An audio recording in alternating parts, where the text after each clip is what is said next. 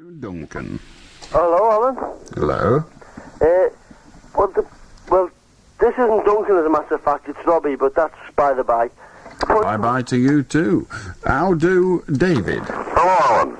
Hello. You've just had a chap on talking about taxi sharing. Yes. Concerned about it has actually been passed. It was in the 1985 Transport Act. Was it, Begad? It comes into force in October of this year. Then it's crazy. Yeah, it's all to do with this bus bill as well. It was in part and parcel of the transport bill, just deregularising buses.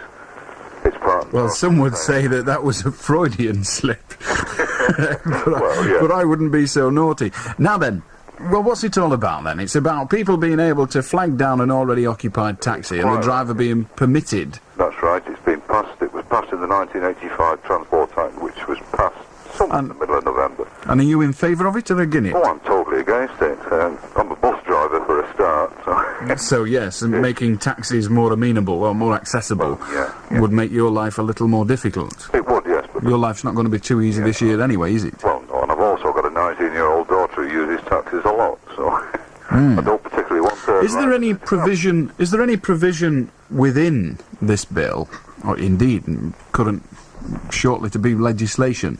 Is there any provision for the passenger to say no? I don't want other people in this taxi. As far as I know, no, there's nothing at all. I wonder if any of the taxi companies that are listening, because we do get one or two, would like to ring us and explain it to us as they see it. Well, I would like to hope they would. I don't think they were fully aware of what the implications of it were anyhow. Because I'm almost convinced that if I was riding in a taxi and the driver said, I'm just going to pull over here and pick this person up, I'd get out. Well, I think I would as well. I'd say, shove your taxi, I'll walk. Ludicrous system that you can share a taxi. As you said earlier on, you thought you'd hired a taxi and it was yours for the duration of your journey. Within reason, of course. I mean, there's the old joke, isn't there, about the guy that got in the back of a taxi and said, do you mind if I leave 2 pizzas and 6 bottles of lager on your seat? And he said no, and he went, having your supper right now, I'm sorry. But, I mean, it's not yours entirely, but at least you buy it for the purpose of your journey. Anyway, I hope it doesn't come about. Well, it's been passed and it's supposed to start in October. As I say, I don't listen to you very often. I was listening to this, I said, I'll ring him and tell him. Thank you very much, David. Okay. Cheers. Bye. I'll do Bill. Hello, Alan. Yeah, I'm thinking about going to Australia next year, taking my family with me. Looking for work. I am a semi-skilled worker. I'm not sure if you need to have, like, a fully qualified tradesman, if you know what I mean, to get a job over there. The answer to that is Australia House in Manchester.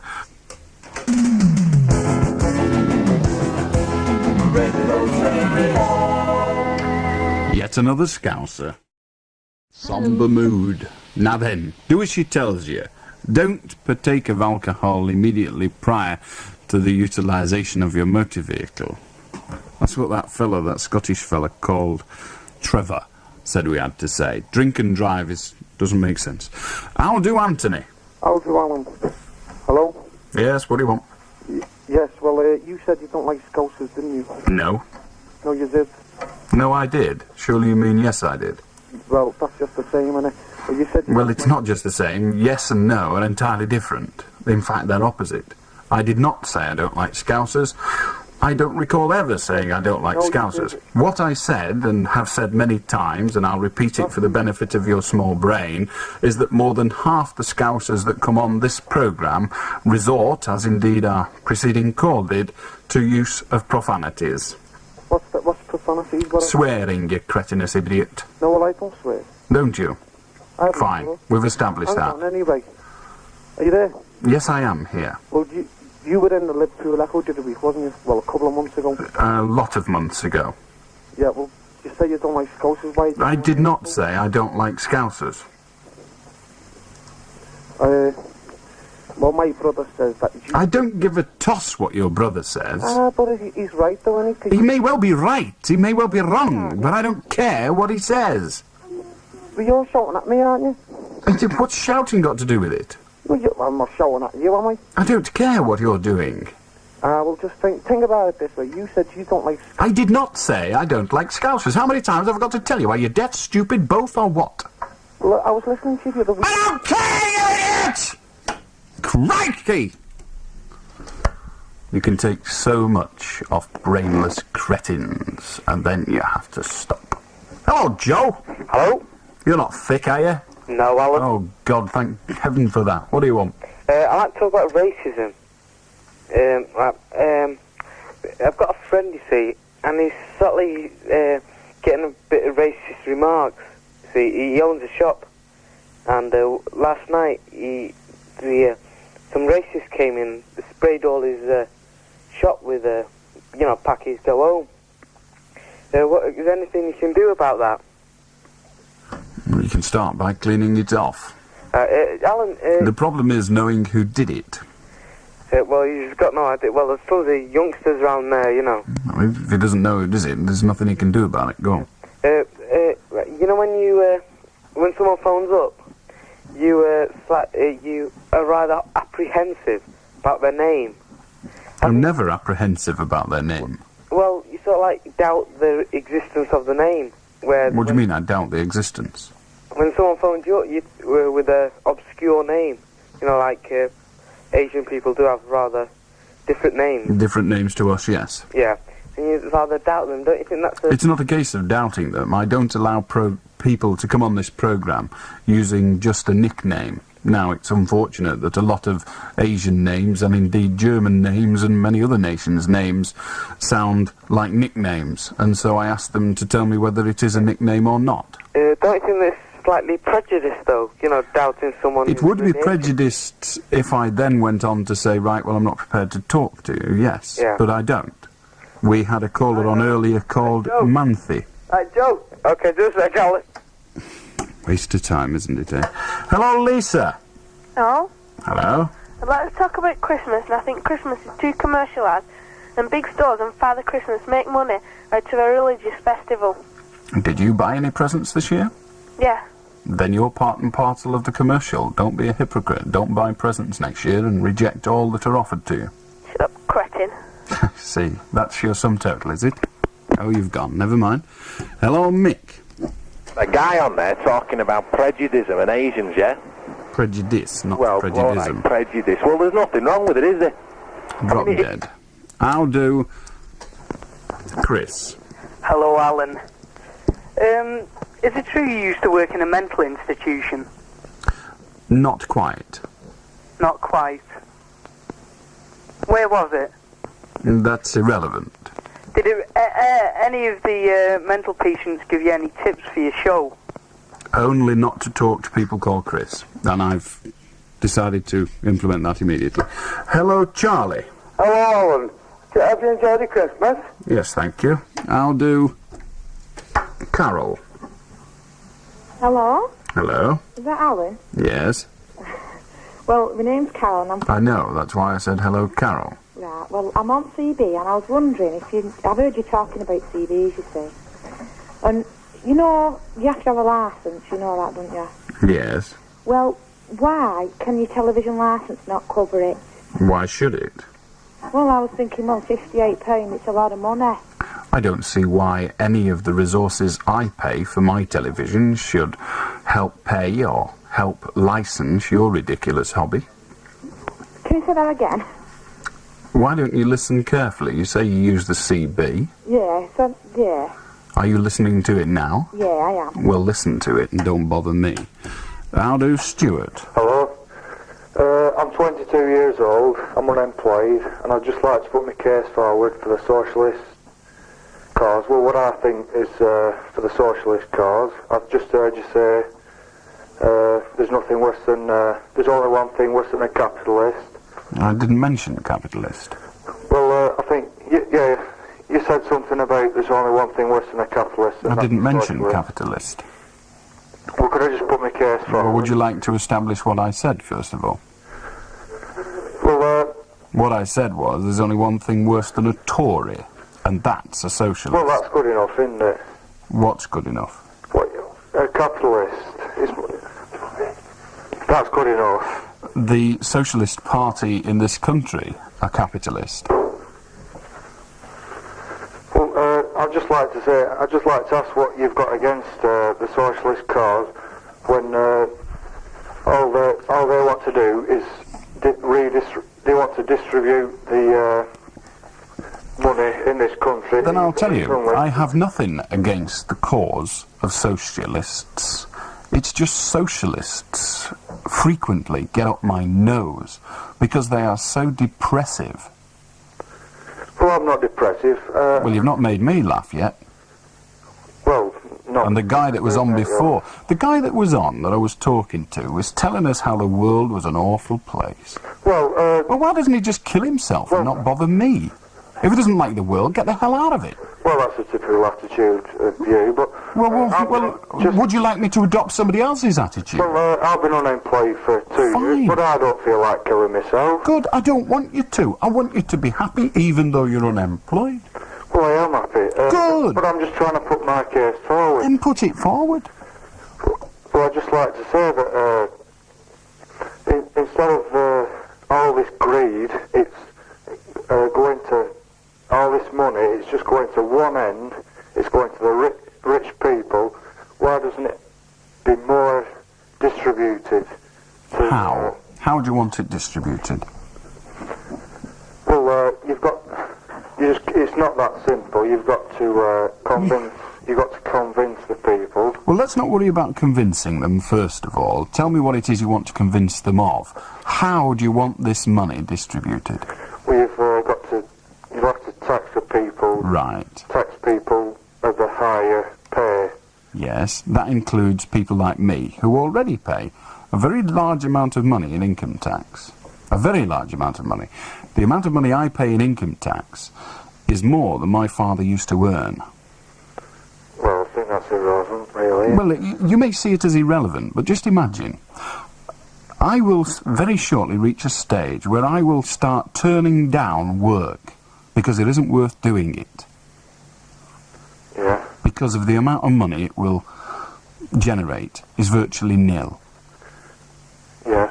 Now, what's the point of me going out and working for money that will merely disappear in income tax? Waste of time. I might as well stay at home. Now, what does that do for the country? That loses the potential revenue. Well, if you're earning so much money, but the tax you're paying is so great... It isn't that great. It isn't that great. It's just that I've now reached a stage where I have a comfortable lifestyle on the amount of money I earn. Now, I have a potential to earn a lot more money, but I frequently turn it down. And the reason I turn it down isn't because I'm paying 19 shillings in the pound tax. I'm not anywhere near that bracket, I assure you. But the reason I turn it down is because I'm just going out and working for the revenue, basically. I'm not working for me anymore. I work for the taxman. What's the point? I might as well stay at home and be with my family. Well, don't you think the country would be a lot better place? I think you'd agree. If the country would be a lot better place there's still plenty of money in this country. Stuart, yeah. if everybody in this country started off with the same amount of money, within 2 days, some would be millionaires and some would be broke. Yeah. Now that is the system in this country. Some people are able to control money and others are not. Some people are able to control other people and others are not. I'm not suggesting that you and the rest of the people that have been thrown out of work by greedy employers would be anything other than victims. But in reality, it is impossible to have a system of equality. Yeah. All we can have is equal opportunity. Maybe I'm talking about a perfect world. Well, I think you are. And the problem is, Stuart, you might as well forget it. You're never going to get a perfect world. No, that's the only reason we're not going to get a perfect world is because people say we're not going to get a perfect world. If you like, but the fact that that is the only reason doesn't mean it is now possible because we've accepted that reason. It still isn't possible. And what is a perfect world? Is a perfect world where a person hasn't the right to drag themselves out of their working class background and make themselves a nice middle class fortune? Is that a perfect world? Or is the perfect world where we are all condemned to live on an equal salary and have no reason to motivate ourselves beyond hacking it for every day of the week? Well, yeah, I think... What motivation do you give to those of equal resources? Yeah, I think people should be given motivation. What motivation? A pat on the back? A thank you? Well, What? yeah, but I just still think that it's very unfair at the moment, the way it is at the moment. I agree with you, Stuart. I agree with you wholeheartedly. It is unfair. We do need a more equal structure. We do need an increase in income tax. I think our system, our income tax system, is upside down, where the more you earn, the greater the amount of tax you pay. I think everybody should pay a high basic tax and then just keep paying the same rate. Because this idea of people paying, what is it, the maximum these days I think is 80 pence in the pound income tax. People paying that is ludicrous. Ludicrous. Yeah. Unfortunately, the problem isn't the amount of revenue the government receives, it's the way it uses the money. Yeah. Anyway, Stuart, thanks for your call. I hope you get a job in 1986. Anyway. Ta-ra. I'll do Si. Thank you. I know how you feel. I'll do Eddie. All right, Alan. Yes? I'd like to tell you a story I had on Saturday night. I went out with some of my friends on Saturday night to a nightclub, and we'd finished at the nightclub, and we were coming home in this mate's car. I hadn't been drinking, and we were tailed by this Ford Capri. And when I got out first to my mate's car, right? And instead of following the car, which I thought they would do, to breathalyse him or something, they followed me. And I wasn't even driving. Like, they'd seen us coming out to this nightclub. And instead of following my friend, like, to breathalyse him, they followed me. And I hadn't been acting stupid or anything. And I'm really worried now. Well, this group of people in this Ford Capri, were they members of our police force? They were, yes. Ah, you see, it would have helped a lot if you'd have told us. Well, that's what I meant, sorry. Why are you worried? Well, instead of following my friend... Well, they followed you, right? They followed you. Why are you worried? I don't know, because I haven't been doing anything. Well, have they charged you? No. Did they speak to you? No. Well, stop worrying then, you big sissy. How do Mary? Good evening, Alan. Good I rang you about 3 weeks ago regarding my cat, which had been shot with an air rifle. My cat is now sufficiently recovered to be back to its normal self, but unfortunately the person responsible did not get run over by a truck, as you advised. Can you offer me any advice as to what I should do next? I'm afraid I can't. OK, I'll think of something and I'll let you know. All right. Thank you. Ta-ra. How do Samantha? Hello, Alan. Right, I've been wondering. Now, on Sundays on It's Your Turn, the Allan Beswick we have is very friendly, cheery, and very good to get on with, right? But on the phone and at night, a completely different character. Do you agree? I've no idea. I don't listen to either programme. Oh, well, I think everyone would say that on Sundays, you're very... Well, go on anyway. Well, I want to know which is the real you. Oh, neither of them are the real me.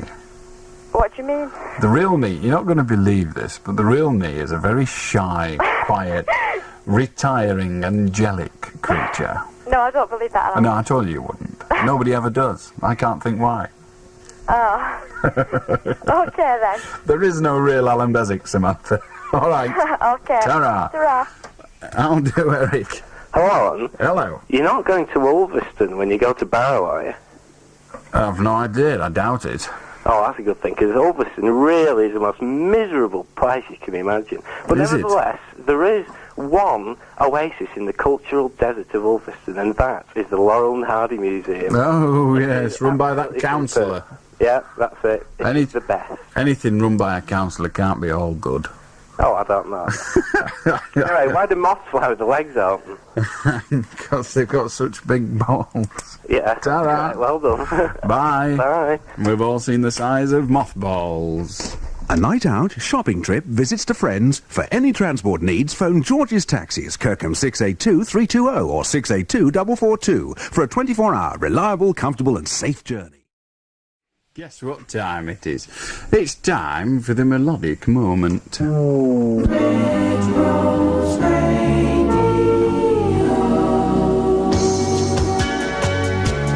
rather like this one. It comes from the first of the Hits compilation albums. It's Alison Moyet and All Cried Out.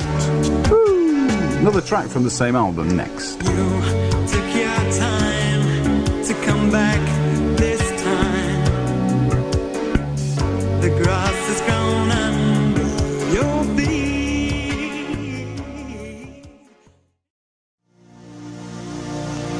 Well, whoever's driving you home tonight, make sure he or she does it soberly and, equally important, carefully, because the roads are pretty rough out there. 24 hours a day, Prejudice Radio.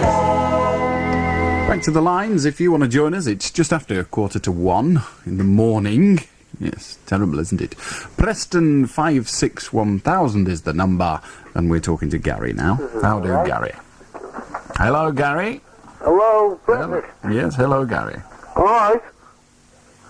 Yes, I'm very well. All right, Alan. I'm still very well. Oh, you're still very well. I want to talk about these lorry drivers. Go ahead, but would you kindly turn your radio off, please? My radio's not on. Don't lie to me. Turn your radio off. Alan, would I lie to you? Well, on the basis of what's just transpired, yes. I wouldn't. I want to talk about these lorry drivers. I know, you told me. I was coming up that motorway today from Scotland. You were coming up from Scotland? Oh, all right. Where are you ringing from? The Outer Hebrides? All right, I was coming down from Scotland. I see. Towards Ormskirk. Yeah? I don't know whether it's true or not. Well, it's coming down. Is it down or up? It's coming down from Glasgow, isn't it? If you insist, yes. Towards Ormskirk. Very good. All I would like to say is, the weather on that A74 was very bad. The A720 isn't a... A74. All right. The A74 isn't a motorway. All right. The dual carriageway before... I see. Well, you started to talk about motorways, you see, and I just thought you might like to correct yourself. Right, I apologise. Don't apologise, be correct. Right, all right, I'm correct. The dual carriageway from Glasgow to Carlisle, which is the A74... Fine. Right, it was just completely covered in snow. And we were doing something like 30 miles an hour. And these juggernauts were overtaking us. And, you know, they were doing something like 50, 55 miles an hour. And nobody could see anything. The snow was everywhere. You know, I'd just like to think, you know, couldn't there be something done about it? There is something done about it. People can be prosecuted for driving without due care and attention in bad weather conditions. The difficulty is that the police aren't there to see it always, as was the case on your experience today. But thank you for sharing it with us. How do Alan? Hello, Alan? Yes? Yeah, I'm after a bit of advice about a car I've bought. I've had it 8 weeks now and I paid £2,000 for it. And I'm having some faults with the steering. And my wife took it back to the garage about 4 or 5 times. And each time they just fobbed her off with there's a bush gone in it or something. We changed the bush. And the knocking in the steering is getting worse and worse and worse. And I've had a friend of mine looked at it the other day, who's a proper mechanic, and he said it needs a complete new steering rack. And the people I bought it off aren't prepared to do this. What can I do about it? That rather depends on the terms of your guarantee. Well, I've got a 12-month warranty for it. Indeed, but it depends on the terms of that warranty. The term 12 months warranty, in reality, doesn't mean anything. Yeah. It depends on what the terms of that warranty are. Is it a new car? It's a second-hand car. So no, it's not a new car. How old is it?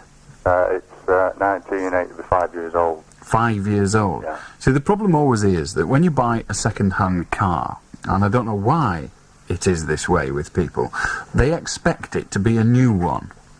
Silly, I know, but they do. And they expect it to have no wear, no tear, no anything. But unfortunately it does have. Yeah. So the garages give guarantees that are very specific in their application. And what you need to do is to establish what the guarantee covers, whether it covers the steering, and if it does, you need to insist that they correct it properly. I've been on to him about it, and he's had it back into the garage. Might I suggest you go back to the garage and tell them, in writing, hand them the letter and keep a copy of it.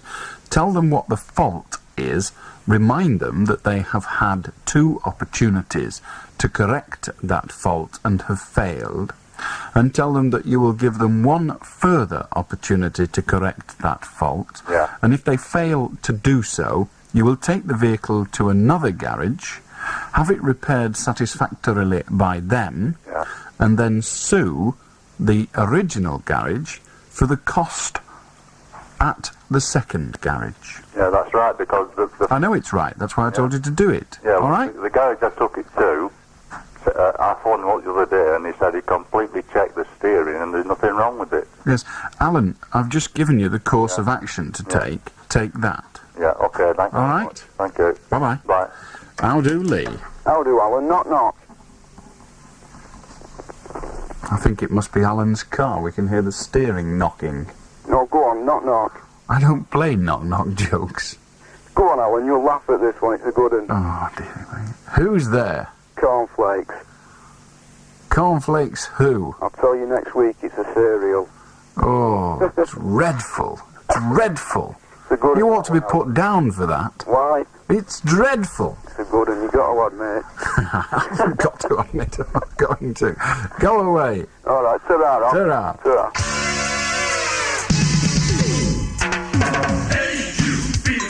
Because your car ain't right for you.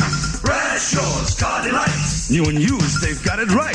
Cars with dealer bill. Lowest prices, it's a steal. Bradshaw's have today 400 cars to drive away. So who you gonna call? Bradshaw. Yeah. Prison 54083. There's a car for you at Bradshaw. Who's the biggest Ford dealer? Bradshaw. And where'd you get the best deals? Bradshaw. I can't hear you. Hey, Bradshaw's. Right. How do, George? How do, Alan? I'm just phoning you up, mate, about the fella that was on earlier, about the chap that got 3.5 years for wielding an iron bar in Brussels, masquerading as a so-called Liverpool supporter, which I am and have been for the past 15 years. And as regards his comments, as Scousers are stupid and soft, I echo the voice of a lot of Liverpudlians and through Liverpudlians, supporters and people alike. I don't think that man knew exactly what he was talking about.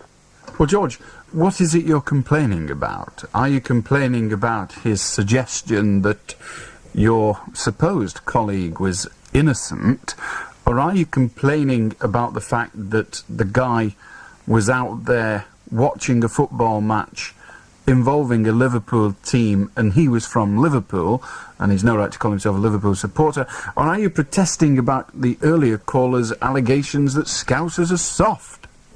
Well, the allegations that Scousers are soft, and also... Why bother to complain about it, George? What have you got to prove? No, well, the allegations that Scousers are soft, which we're not soft. George, what I'm trying to establish is that the cause of all the fighting on the terraces, which you say you're not involved with, and I believe you, because the majority of football supporters are not involved with it. Yeah. The cause of it is the person's ability to anger somebody else. I'll try and explain. Yeah. When that person comes on and says, Scousers are soft, and you respond by saying, we're not soft, you are on the first step to a fight. And quite honestly, his statement, Scousers are soft, is ludicrous. Exactly. Just like his statement, if it had been, Warringtonians are soft, DJs are soft, jellies are soft. It doesn't mean anything. So why bother giving it credibility by responding to it? Why not just say, what a wimp, what an idiot, what a half-wit. Just ignore him. Yeah, well, I just thought I'd just put my point of view over and defend myself as a Liverpoolian and as a Scouser. And as regards his comments towards what shape this particular iron bar was, a U shape or a V shape, when you asked him what knowledge he had of the fella's evidence, he didn't have a clue. What is it? So obviously he wasn't he didn't know what he was talking about. So I'd just like to say to him, who does he think he is, voicing his opinion over a criminal trial that he had nothing about? He wasn't even there when it happened.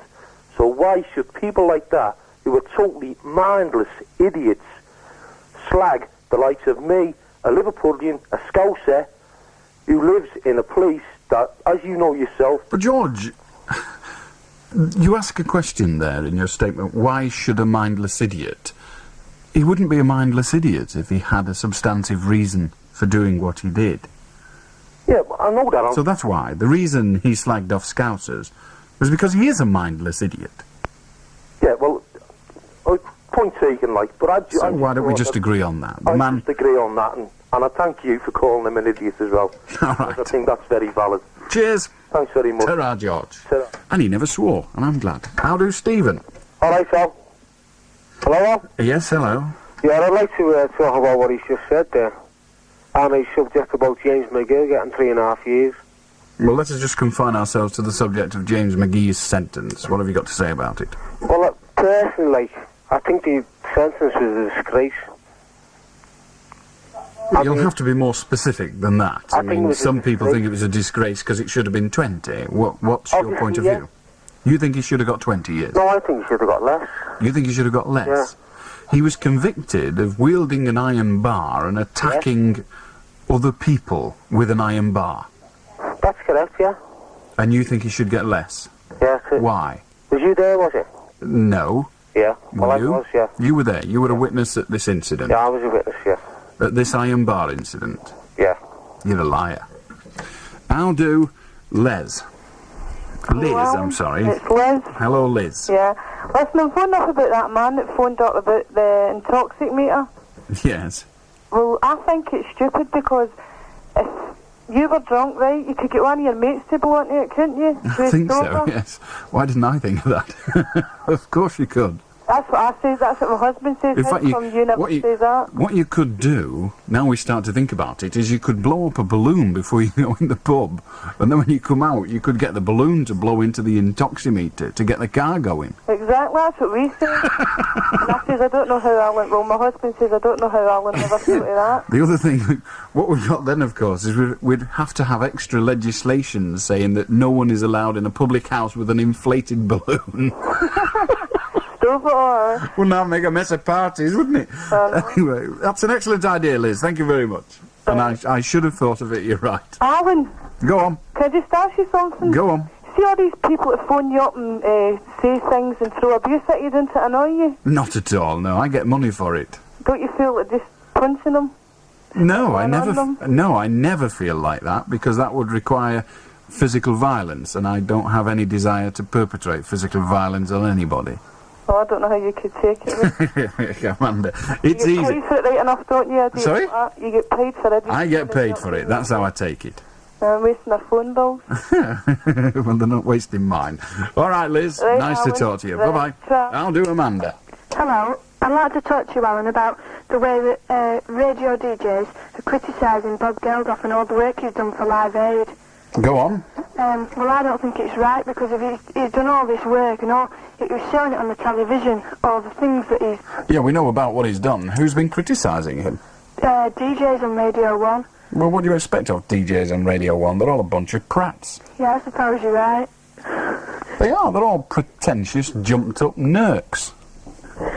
Which ones especially? All of them. I mean, I must admit, I quite like Steve Wright. I've tried listening to him, and, you know, he's funny in small doses. I can't abide the rest of them. They sound like a bunch of snivelling, hypocritical kids, to be honest. Well, they're not as good as you are. Well, that's irrelevant. Good, bad. I'm sure people have opinions in the contrary to what you've just said. But honestly, Radio 1 gets on my nerves. It really does. It's not right, though, is it? Because he's done a lot of work. Well, the answer is, by all means, say that their criticism is unfounded, but they have the right to do the criticising. I'm a firm believer in people in the media should say what they believe. Actually, I think what's probably happening there is they think it's a good idea rather than actually believing it. Yeah, well, I'd just like to say that I'm at a pyjama party at the moment, and we've all been debating this. You're at a pyjama party and you sit round debating things. Yeah. Pyjama parties have obviously changed since I last went to one. All right, Amanda. Ta-ra. Right, bye. Ta-ra. Now that you've spent pounds on everyone else, why not treat yourself to a new TV, hi-fi or video from Goodride? The 1 o'clock news, this is Therese Birch, the public relations man who advised Mrs. Thatcher.